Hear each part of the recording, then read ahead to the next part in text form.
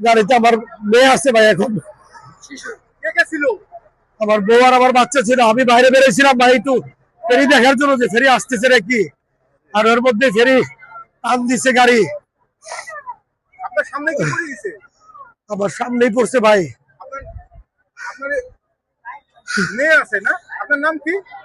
প্রথম গাড়ি রানিং এ টান দিচ্ছে ফেরি তোলার লেগে, তোলা দেওয়ার পরে গাড়ি ব্রেক খুলে গেছে। ব্রেক খোলার কারণে এই গাড়িটা এখান দিয়ে বাজার মানে চেষ্টা করছিল, মানে ড্রাইভারে খুব মানে কাটাকুটি করছিল যে বাজার লেগে তুমি বাজে নাই অতিরিক্ত না করার কারণে ফেরি ডাইরেক্ট উল্টে মানে এবার নিচ ফেলে নামছে। নিচ ফেলে নামে আটা উল্টান দেওয়ার পরে মনে করলেন যে এইভাবে মনে করলেন যে আস্তে আস্তে তলায় গেছে।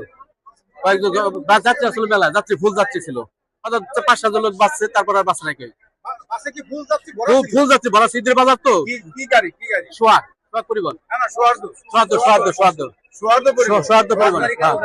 দেশের মানুষকে প্রতিদিন সুরক্ষিত রাখার প্রত্যয় নিয়ে সেফটি কেবলস সহ এলো সেফ সিলিং ফ্যান।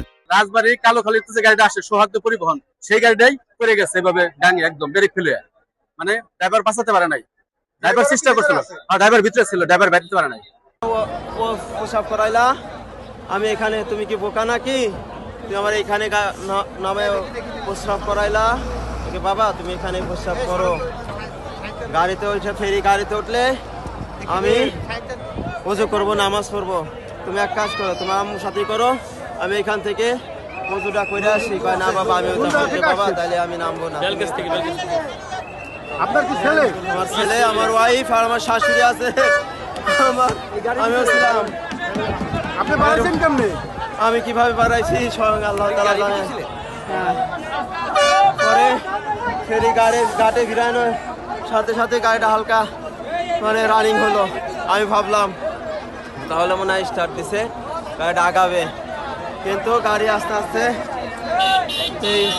চলে যায়, গাড়ি ব্যালেন্স ঠিক রাখতে পারলো।